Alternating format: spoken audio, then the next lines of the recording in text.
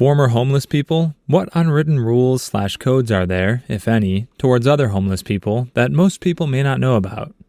My dad told me about the time he had to live homeless for a week for a class. He was working toward being a Catholic deacon. He has lots of stories from it, but the one that stuck with me was his first night of being homeless. He woke up covered in layers of cardboard with a rock on top to hold it in place. The other homeless took care of him his first night on the streets. Save every penny. Buy a tent. Put your tent next to a river. Go to the library every single day. Spend as much time as you can applying for jobs. Take the first job you can get. Keep bathing in the river and working until winter. Do not spend a dime on booze. Once winter comes, get an apartment and keep working. Apply to your local technical college and get a job in it. Stop being homeless. Worked for me. It's great that things worked out for this OP, but it's not always that simple. Many homeless people suffer from grave emotional and mental disorders. In some cities, the worst cases you'll see are the ones lined up outside the VA. Others have difficulty passing background checks because of mistakes they made in their past, often as a result of substance use disorder. There are resources to get help finding a job, but the effectiveness of those resources may vary depending on your location. And some people have simply lost hope. Certainly, it's true that finding a job and getting off the streets should be priority number one, but we all shouldn't assume that following a checklist that worked for one person is going to work for everyone. Be wary of items given to you by other people. My cousin counseled homeless youth for a few years, and one of his favorites got sent to jail for accepting a gift of a cell phone. The phone ended up being stolen out of the owner's car and had GPS attached to it. The police found him with the phone and arrested him on the spot. My cousin was called in as a character witness to testify on his behalf. Not sure what happened after that, though. I was homeless for about 4 months in Las Vegas. Rules I learned in the area, I'm a girl by the way, don't walk around without some sort of knife, because drunk, stupid people like to pick on homeless people. Search each machine you can for loose change and vouchers. Also, if you spend $1 at the penny slots and need a drink, you can get free ones on Fremont Street, which is also a great source of free entertainment when you're bored. If you find a friend, make sure one watches while one sleeps. Make use of shelter money. In Vegas, there's a social service run by a church outfit that provides you with housing vouchers if you're one of the first 10 people in line in the morning. You can find a friend, double up on the vouchers in some places, and get a weekly rental for an entire month. This is awesome during the summer when it's 120 degrees outside and you need AC and a shower. This is also cool if you find a job with a telemarketing company or something that requires you to shower daily. If you get involved in drugs or have a gap problem and you're already homeless, you're pretty much destined to remain homeless in Vegas. If you have food stamps, share. I once had a homeless man buy me a sandwich, and it was the most humbling experience in my entire life. That's about all I do. It's pretty gnarly out there, and I'm definitely glad I'm no longer homeless. I give back what I can these days, and am pursuing a career in social services so that I can continue to help others. Why do you need to shower as a telemarketer? It's not like people can smell you through the phone. Even if they could, most of them are going to hang up within the first 10 seconds anyway. In any case, it's great that this OP chose to become part of the other people's solutions. That housing program also sounds like incredibly useful knowledge.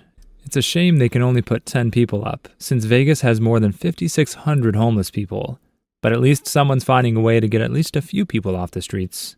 I never had a problem with food, like someone else said. Anyways, number 1, find a group of people you can trust. Not easy to do, and stick with them. Number 2, don't be the guy with the sign asking for money. Ever.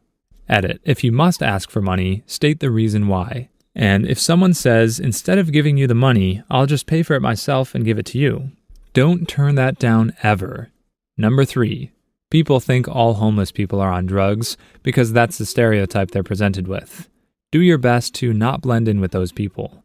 You'll be amazed at what people are willing to do if you're making an honest attempt at getting on your feet and you do your best to present yourself that way. Number 4, don't do anything stupid to get money, sex, crime. You will regret it. 4.1, also don't be a freaking rat.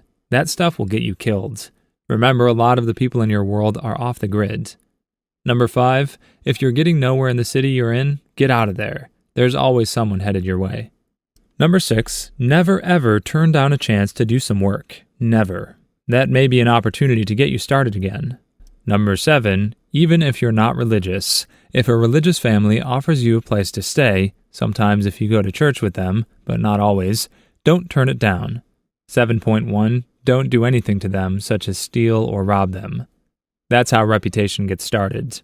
I'm sure that's not what you're asking, but it's been over 20 years since I got back on my feet, and those other things have stuck with me after being homeless for 2 years. I recently had a crash course in what it's like to be homeless. Drive to the local supermarket, park up outside, go in and get what I needed, using all the money I had on me, and go back out to my car and realize it won't start now and is out of gas.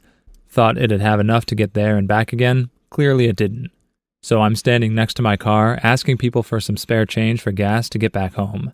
The amount of dirty looks, completely ignoring you, and get a job or earn it like I did comments from people.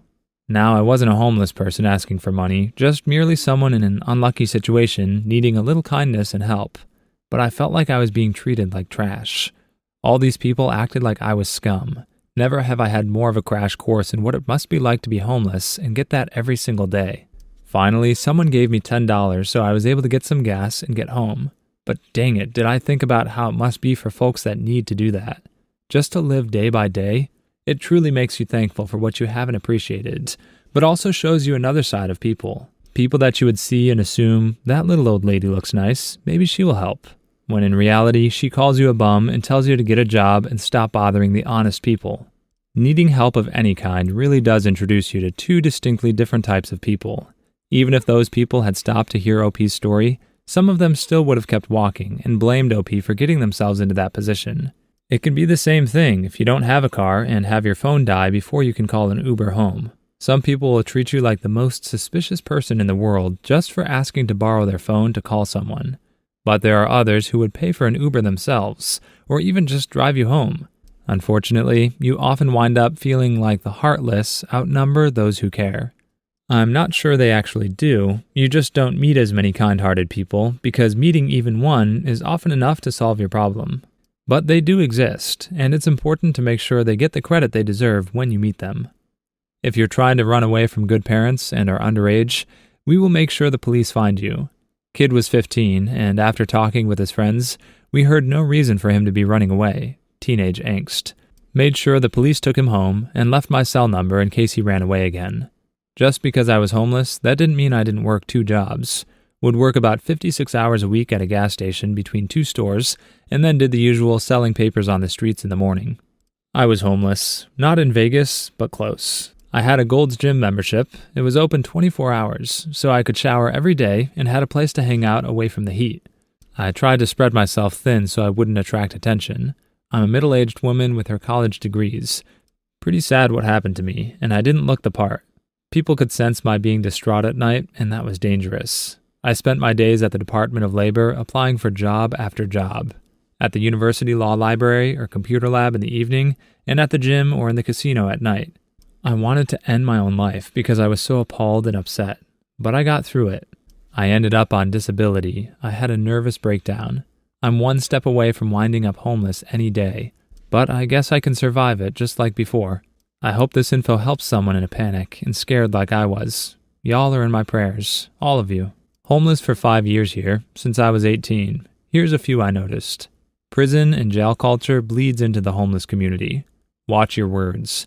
Words normal people get to say can have serious meanings on the streets. One example, saying witch to someone might get you assaulted. Watch your mouth or you won't last long. No one's pressing charges or calling the cops if you get into a fight with someone. It's all he said, she said BS. Everyone takes it and conflicts resolve themselves. Everyone you're around is homeless. You gotta stay in that shelter with them every night. You'll share the same public spaces that everyone who's homeless has to. You don't have a choice. Keep to yourself, don't mouth off. Don't mess with anyone else, or you'll get messed with. Your cigs are everyone else's cigs. Everyone on the street smokes. If you got them, you're probably going to end up sharing them. This is good advice. A lot of people who haven't been to jail, or at least known someone who has, don't realize just how seriously the B word is taken. It's not treated as drastically, but also be pretty sparing with the word punk. Some prison communities use that word to signify a gay man, and they aren't promoting gay pride. If you hear someone using it that way, you can probably assume they have a record. Also, people tend to click up by race in prison. Not everyone, but a lot of people. You'd think they'd get over it when they're on the streets and everyone is in the same boat, but not all of them do. When you deal with other people, you'll want to know whether they're that kind of person or not. Being friendly with one person might burn bridges with another, so you might occasionally have to choose your allies carefully. Look out for each other and be good to each other. We're all struggling, so let's make it as good as we can for each other. When I was homeless, we paid for each other's food, clothes, and any other essentials if one was truly in need. Please like and subscribe if you've made it this far. I hope you'll enjoy the rest of this video and have a wonderful day. Respect your elders, aka don't mess with the old-timers. I lived on the streets in Seattle in 2000 and lived in shelters and transitional houses for many years after that. I was 15 at the time, and there's a pretty big homeless population here. We had some weird rules. I mostly lived on Broadway, and each homeless group really had their own rules. There were also the Avenue Rats, who lived up by the university. They had a whole political system. People were at the top, and people were at the bottom. You could also get kicked off of the Avenue, and most of those kids would end up on Broadway. Almost everyone on Broadway was a junkie or gay. And there were the downtown kids, mostly young foster runaways or kids with mental issues. Lots of juggalos down there, so I guess we were sort of the crazy group. The big one I remember is that you always take off your shoes when you sleep. And if you sleep outside, sleep on top of your bag and tuck your shoes under it. Sometimes my bag was way too packed to pull that off comfortably, but people would take your shoes, just to mess with you. They would call the annoying or new kids oogles, but they wouldn't ever kick someone out of the neighborhood like Avenue Rats. Just too much heroin going around, really, to have that type of control. Probably the most offensive thing you can do is finding out where someone who's homeless lives. If you follow them, they will stop and talk to you, and if you just enter a squat uninvited, well, it's really dangerous. It was respectful to pretend like you didn't care where your friends went at night. At any point, you can get uninvited too, and you'll just be locked out that night. They do not give a crap about where you're staying. This isn't a pity party. Broadway is pretty small too, just about 7 blocks long, so people would panhandle right next to you all the time. If they weren't at least 2 shops away, they were probably doing it just to tick you off. Or it's just their normal spot. Like I always camped out in front of this Mexican place because they had awesome leftovers, but it was absolutely uncool to sit or lie down around other homeless kids or stand on the side of the sidewalk that the stores are on. It's illegal on Broadway, and doing that just attracts the cops. I remember asking other homeless kids to stand all the time just because I was sick of getting picked up by the cops. Lots of theft, too. No real idea of a moral code at all there. Although people would share their drugs with you all the time, that way they had someone to bug about sharing back when they didn't have any cash. Later on, I lived at a tent city and still got stuff stolen from me quite often, even though they have a decent community too. I honestly got a bit of emotional whiplash reading this story. This OP keeps talking about what a great community he was in. Then he talks about people interfering with your money just to annoy you, trying to manipulate you into owing them drugs, and constantly stealing from each other. That doesn't really sound all that great. The more useful information here is just that different areas have different rules. If you aren't doing well with the people who stay close to you, then it sounds like you can just go somewhere else and possibly fare better. For anyone who winds up homeless, whether in New York or elsewhere, this might be a good little nugget to remember. I'm homeless in the Houston area. I live at a transitional work facility. It's okay. I'm going to college and working here to cover my rent. I work full-time for the guy who runs the ministry to cover my rent, and he lets me use a car to get back and forth from school because I knew him 4 years beforehand. It could be a lot worse for me, but also I really want to get out of here. It's full of people on parole, and almost everyone has been to prison for at least 10 years here. Some guys are nice, others pretend to be nice, and some are ruthless mofos. I really want a real job, but since it's hard to get a living wage job without experience, I'm getting a degree first. I'll have my associates after this semester. The worst part about being homeless is the loneliness. I meet people at college, but being broke keeps me at arm's length. It really sucks when I meet a girl I like, but I can't do anything because all my money and time goes into what I need to do, not what I want. Everyone said turning 21 would be awesome. I've been technically homeless about 3 times before the age of 15, but you would not be able to tell just by looking at me or conversing briefly. Average-looking white, 20-year-old male college student. Without explaining a ton of other stuff and including many sad stories, I'll get to the meat of the question. For my family, I remember that we would go to the library every day for several hours at a time. It's a place where extended stays aren't particularly unusual. Additionally, you have AC and heat, internet, computer access, water fountains, bathrooms, lounge chairs, and nearly endless educating vessels surrounding you in the form of books. Too long didn't read?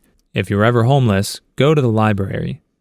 I was homeless at age 70, but I lived in the shelter and not on the street.